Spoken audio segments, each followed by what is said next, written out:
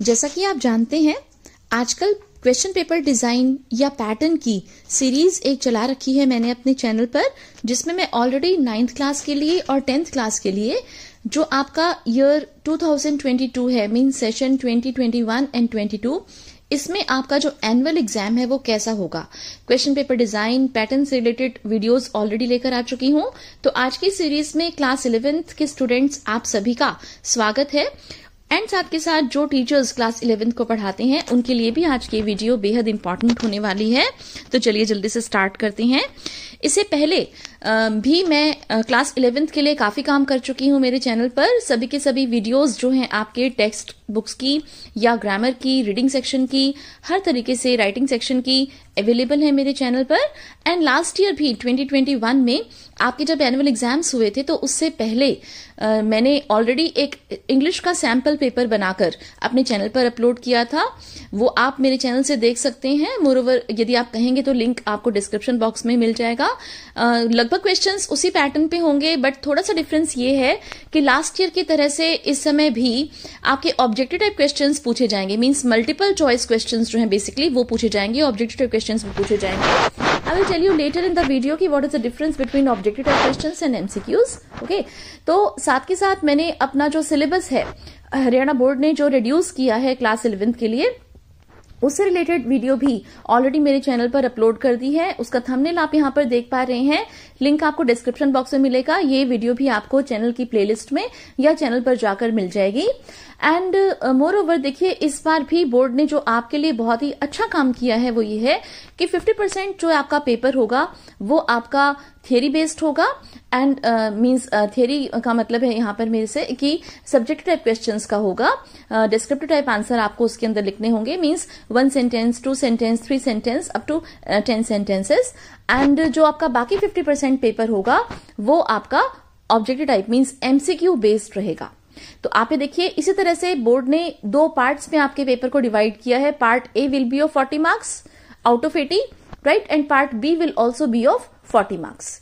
Now 20 marks का क्या, 40 + 40 80, तो 20 मार्क्स का आपको पता ही है कि आपके इंटरनल असेसमेंट के ये मार्क्स रहते हैं, जिसमें जो आपके इंग्लिश टीचर्स हैं, सब्जेक्ट टीचर्स हैं, वो आपसे कोई प्रोजेक्ट बनवा सकते हैं। मोरओवर सेट के मार्क्स को इसके अंदर वैल्यू दे दी जाती है, कई बार ये बोर्ड की ओर से क्राइटेरिया आता है।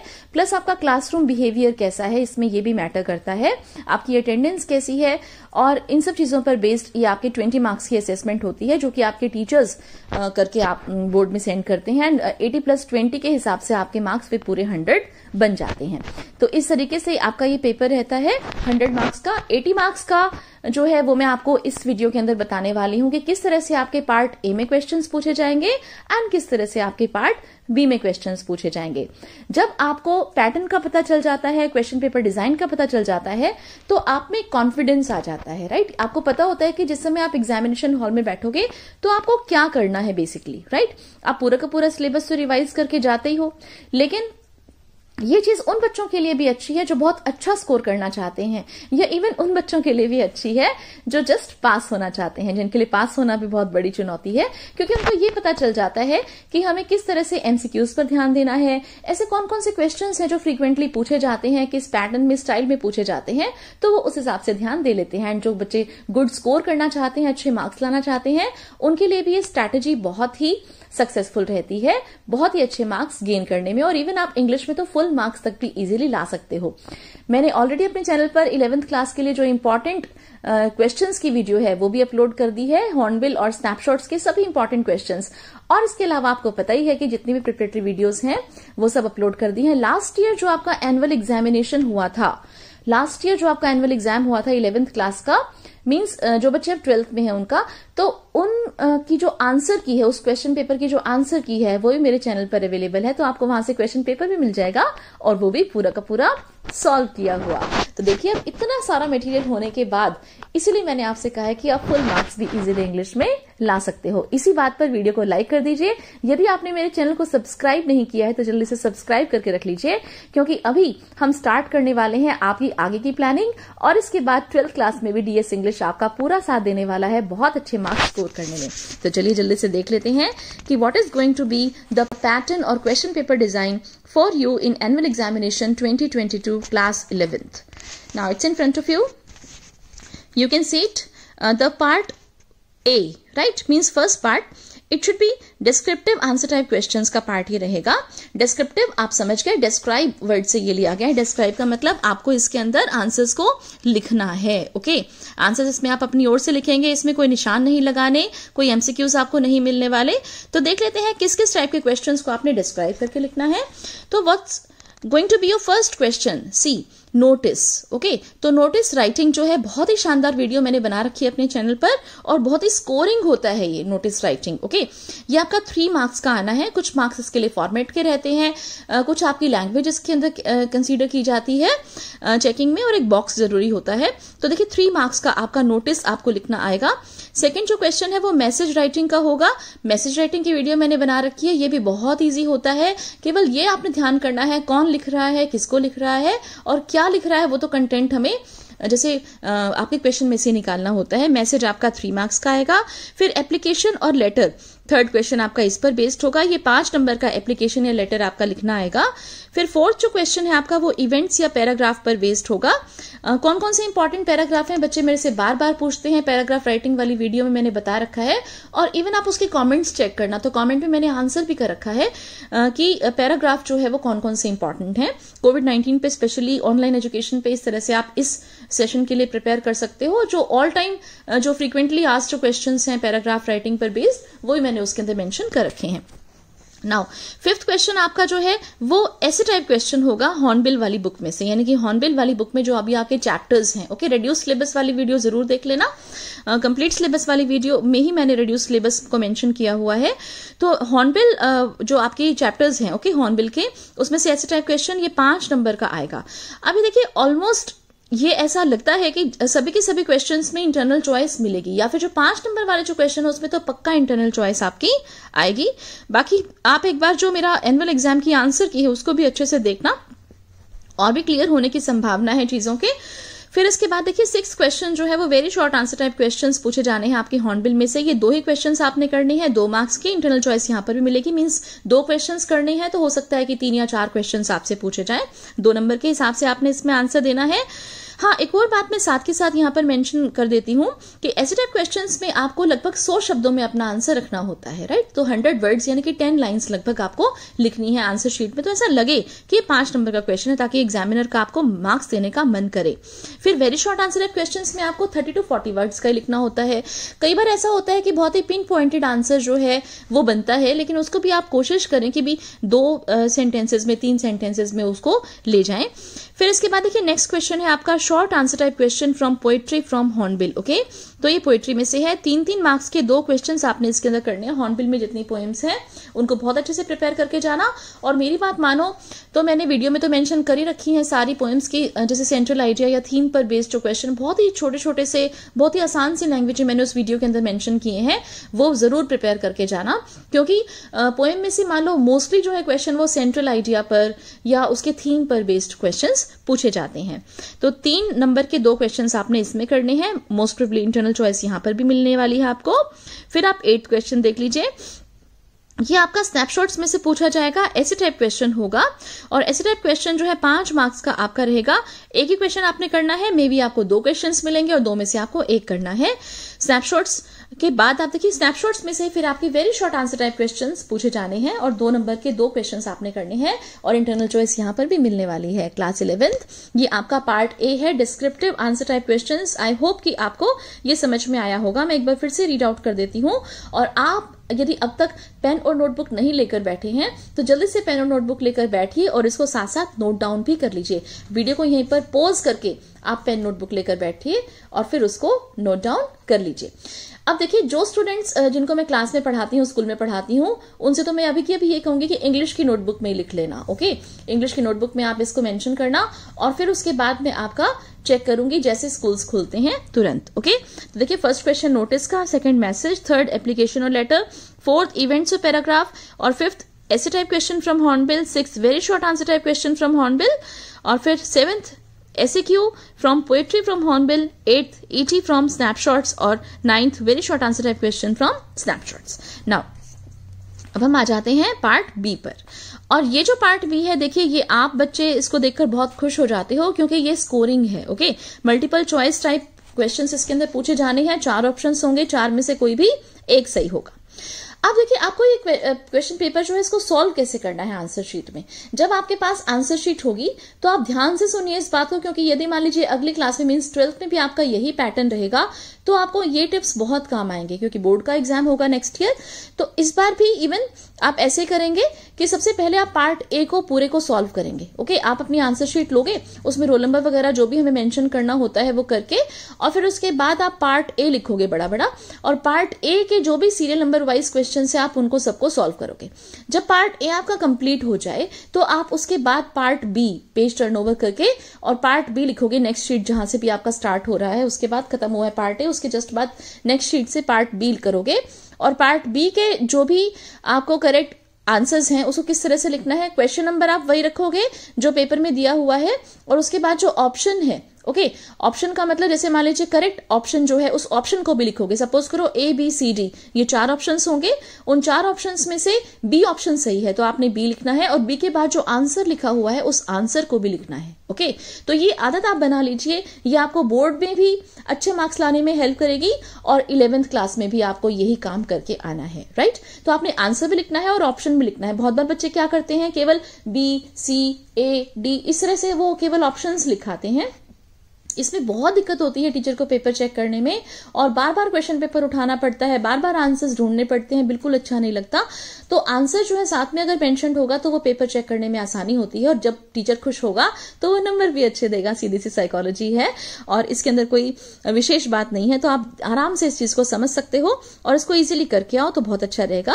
अब आप देखिए जो नेक्स्ट आपका जो पार्ट बी है, मल्टीपल चॉइस टाइप क्वेश्चन आपने किस तरह से अटेम्प्ट करना है ये तो आपने सीख लिया, और उसमें से कौन कौन से क्वेश्चन आएंगे ये और देख लीजिए। देखिए सबसे पहले आप देखिए जो अनसीन कॉम्प्रिहेंशन है, ओके, 2 क्वेश्चंस जो है, फर्स्ट और सेकंड क्वेश्चन आपका अनसीन कॉम्प्रिहेंशन पर आना है। आपको पता ही है कि अनसीन कॉम्प्रिहेंशन क्या होता है।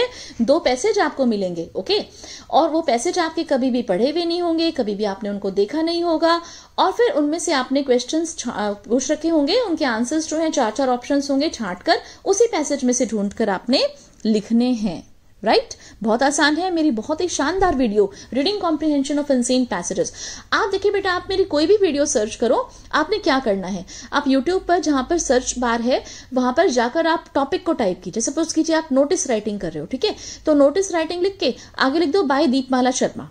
Okay, notice writing by Deepmala Sharma. केवल दीपमाला लिखोगे तो भी आपका मेरे वाला ही खुलेगा लिंक। ओके, तो इतना सा केवल आपने एफर्ट करना है। कोई भी चैप्टर है, द ब्राउनिंग वर्जन है, द ब्राउनिंग वर्जन लिखा बाय दीपमाला शर्मा, इस तरह से आप करोगे तो आपको तुरंत मेरे वाली ही वीडियो मिल जाएगी। ओके, और अगर चैनल पे से ढूंढना चाहते हो, सब्सक्राइब करके रखा हुआ है तो बहुत ही अच्छी बात है। सब्सक्राइब अब तक नहीं किया है तो मैं फिर से बोल रही हूँ कि सब्सक्राइब भी कर लीजिए और नोटिफिकेशंस को ऑन भी करके रख लीजिए, क्योंकि आगे जितनी भी पढ़ाई होनी है आपकी वो सारी की सारी मेरे चैनल पर अवेलेबल है। आप इजीली वीडियो चलाकर छोड़ दीजिए और सब कुछ आपके दिमाग में, कानों से बस सुनते रहिए, आप दिमाग में ऑटोमेटिकली चला जाएगा। थर्ड क्वेश्चन आपका ग्रामर पर बेस्ड होने वाला है, और ग्रामर के जो भी टॉपिक्स हैं वो 2-3 ही टॉपिक्स हैं, इस बार ज्यादा नहीं है। वो सभी टॉपिक्स मैंने आपके डाल रखे हैं सिलेबस में से, आप प्लीज चेक कर लीजिएगा इसको। और ये 10 क्वेश्चंस होंगे एक नंबर के, टोटल 10 मार्क्स के। फिर passage from text, okay, 4th question आपका पैसेज फ्रॉम टेक्स्ट होना है, यानी कि जो आपकी बुक है हॉर्नबिल, ओके, हॉर्नबिल में से जैसे मान लीजिए अनसीन पैसेज सीन पैसेज आएंगे। सीन का मतलब क्योंकि हॉर्नबिल के चैप्टर्स तो आपने पढ़े हुए हैं, राइट, तो उन्हीं में से फिर आपने मल्टीपल चॉइस क्वेश्चंस पूछे जाएंगे तो वो करने हैं। इसमें मैं आपको एक टिप देना चाहूंगी जो कि मैं हमेशा बच्चों को देती हूँ मेरी क्लास में स्पेशली, कि आप चैप्टर का नाम और राइटर का नाम अच्छे से याद करके जाना। ठीक इसी तरह से हॉर्नबिल की जो पोएम्स हैं उनका नाम और उनके पोएट्स का नाम बहुत अच्छे से याद करके जाना, क्योंकि कई बार क्या होता है कि इन क्वेश्चंस में, जैसे 4th क्वेश्चन और 5th क्वेश्चन यहाँ पर मेंशन्ड है कि चैप्टर में से जो पैसेज पूछा जाएगा या पोएट्री में से जो स्टेंजा पूछा जाने वाला है हॉर्नबिल में से नेक्स्ट क्वेश्चन में 5-5 नंबर के होंगे, तो इनमें से एक क्वेश्चन तो ये पक्का ही आ जाता है कि नेम द चैप्टर और poem from which this lines have been taken, and secondly name the writer और the poet of the poem, right. तो इस तरह से ये आप जरूर याद करके जाना, ये फ्री के मार्क्स होते हैं आपके यदि आप अच्छे से याद कर लेते हो विद स्पेलिंग। और बाकी जो क्वेश्चंस हैं वो भी आपको पता है कि टेक्स्ट पैसेज में से ही पूछे जाने हैं। ठीक इसी तरह से 5th क्वेश्चन भी आप समझ ही गए होंगे। पोएम्स में से एक स्टेंजा आएगा, पोएम में से जो भी स्टेंजा है आपका, उसमें से लाइन पूछ सकते हैं कौन सी पोएम में से ली गई है, पोएट का नाम पूछा जा सकता है। फिर उसमें एक और चीज भी होती है, जैसे मान लो कई बार प्रोनाउन का यूज कर रखा होता है, यू लिखा हुआ है, आई लिखा हुआ है, तो ये पूछा जा सकता है कि आई किसके लिए आया है, यू किसके लिए आया है। और बाकी जो है क्वेश्चंस इसके अंदर, उसी में से बस छांट के आपने आंसर्स लिखने हैं, कर लोगे आप इसको आई थिंक।